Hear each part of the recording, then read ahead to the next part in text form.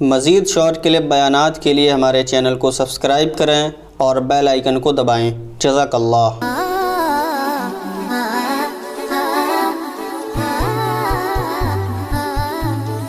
تمہیں ڈراموں اور فلموں میں جو دکھایا جا رہا ہے یہ صرف دکھاتی کے دانت ہیں، دیکھنے کی حد تک اچھے ہیں۔ اس کلچر کو کبھی ایڈاپٹ بولو بھائی مت کرو، یہ تمہیں برباد کر دے گا۔ جنہوں نے اس کلچر کو فالو کیا برباد ہو گئے۔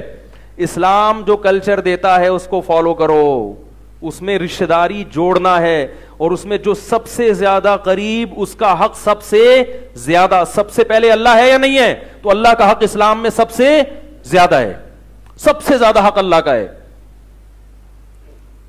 اللہ کے آگے کسی کی نہیں چلے گی، نہ باپ کی نہ ماں کی، بس اللہ اس کے رسول نے جو کہہ دیا وہ سب سے پہلے۔ اس کے بعد کون ہے؟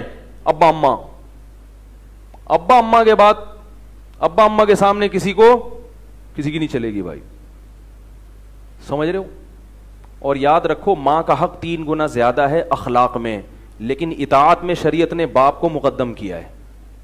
ابا الگ حکم دے رہے ہیں، اماں الگ حکم، تو شریعت کیا کہتی ہے؟ کس کو فالو کرو؟ ایسے موقع پہ ابا کو، کیونکہ گھر کا سربراہ کون ہے؟ ابا۔ کیا خیال ہے؟ سربراہ کون ہے؟ ابا۔ کیونکہ اماں کو اجازت نہیں ہے کہ آپ کو باپ کی مرضی کے خلاف چلائے، کیونکہ وہ بھی باپ کے کیا ہے؟ تابع۔ اخلاق میں ماں کا حق 3 گنا زیادہ۔ نرم لہجے میں بات کرو نا، جتنے ابا سے جب بات کرتے ہوئے جتنا میٹھا لہجہ ہے اس میں 3 چمچ چینی کے اور ڈال کے پھر اس مٹھاس کے ساتھ کس سے بات کرو؟ اماں کے ساتھ۔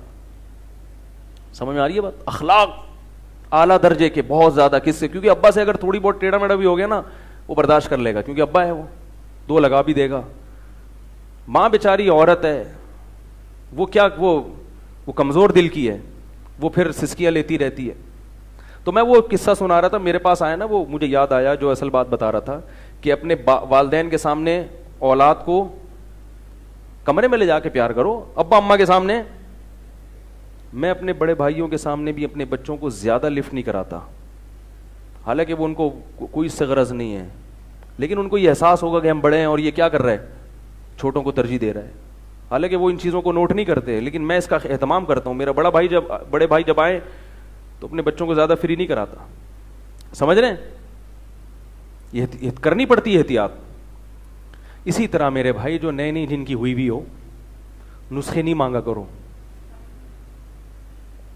یہ مشورہ لیا کرو کہ کوئی ایسا عمل بتائیں کہ والدہ کے دل میں میرے خلاف نفرت کے جذبات پیدا نہ ہو، والدہ کو یہ احساس نہ ہو کہ شادی کے بعد بیٹا بدل گیا ہے۔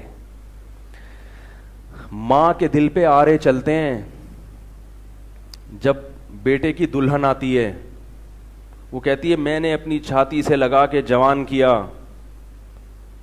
ساری زندگی روٹیاں پکا پکا کے کھلاتی رہی اس کو۔ کیسا منظر ہوتا ہے آپ دیکھو، گھر میں کوئی ماسی رکھو نا، کوئی ملازم رکھو، 3 دن کھانا پکائے گا، پیسے مانگنے آ جائے گا، نگرانی کرنی پڑتی ہے تمیز سے کام کر رہا ہے کہ نہیں کر رہا۔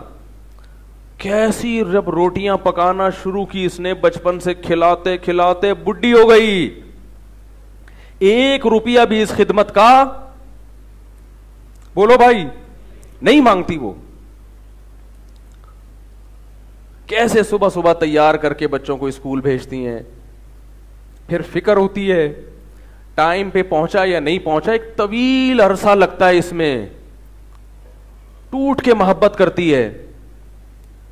اسے پتا ہے کہ میری زندگی میں ایسی محبت یہ کسی اور کو نہیں دے گا، ایسی جذباتی۔ جب دلہن آتی ہے تو ماں کو یہ احساس ہوتا ہے کہ میں پرانی ہوں اور یہ کیا ہے؟ نہیں ہے۔ اس وقت اولاد کی ذمہ داری ہے کوئی ایسا عمل ماں کے سامنے نہ کریں جس سے ماں کو یہ احساس ہو کہ یہ بیٹا شادی کے بعد بولو بھائی بدل گیا ہے۔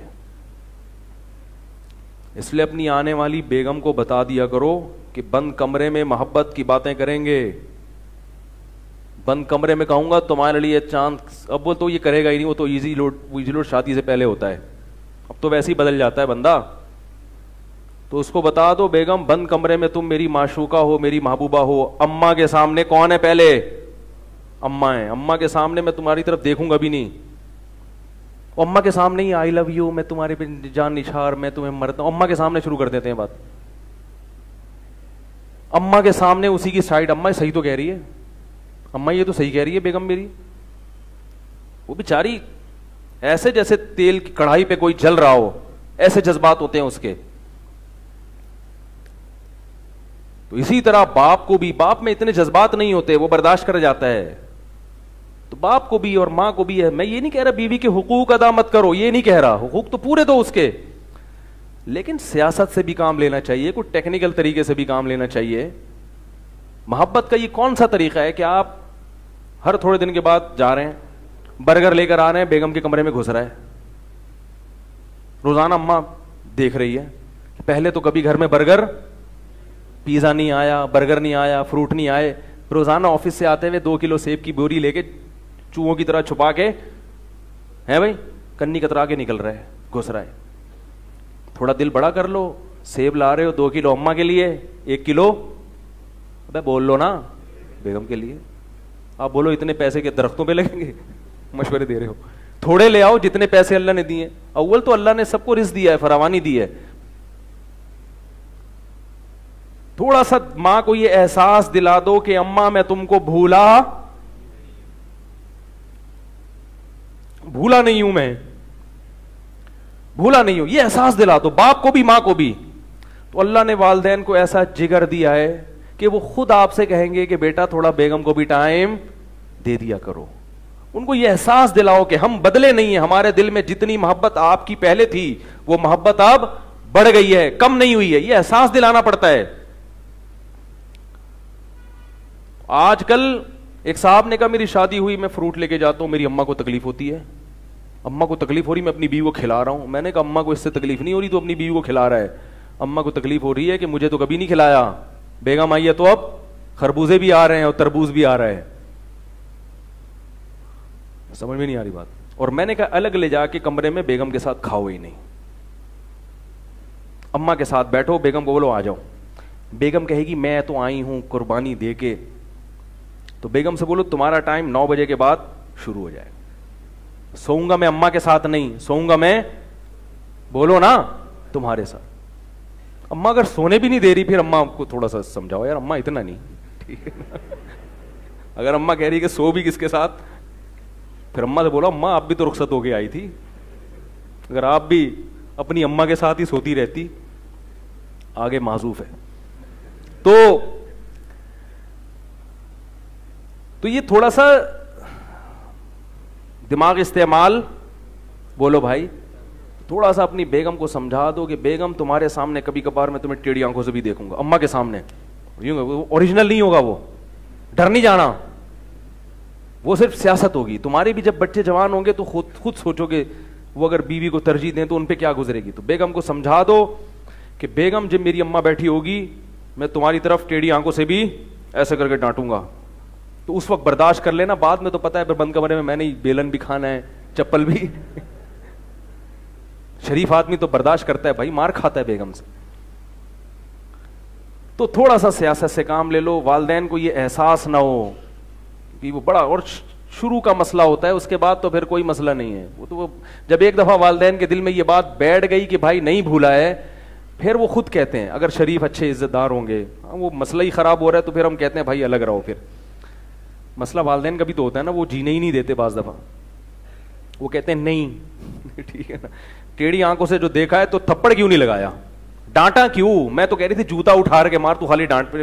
تو اتنا زیادہ اگر ایسا ہوتا نہیں ہے, لیکن اتنا اگر معاملہ خراب ہو رہا ہے بہت ہی زیادہ, پھر ہم خود کہتے ہیں بھائی والدین سے بیگم کو الگ رکھو. کیونکہ بعض ساسوں نے بہوؤں کو ذہنی مریضہ بنا دیا ہے. جیسے کہ بہویں بنا دیتی ہیں نا ساس کو, تو ایسی ساسیں بھی بنا دیتی ہیں.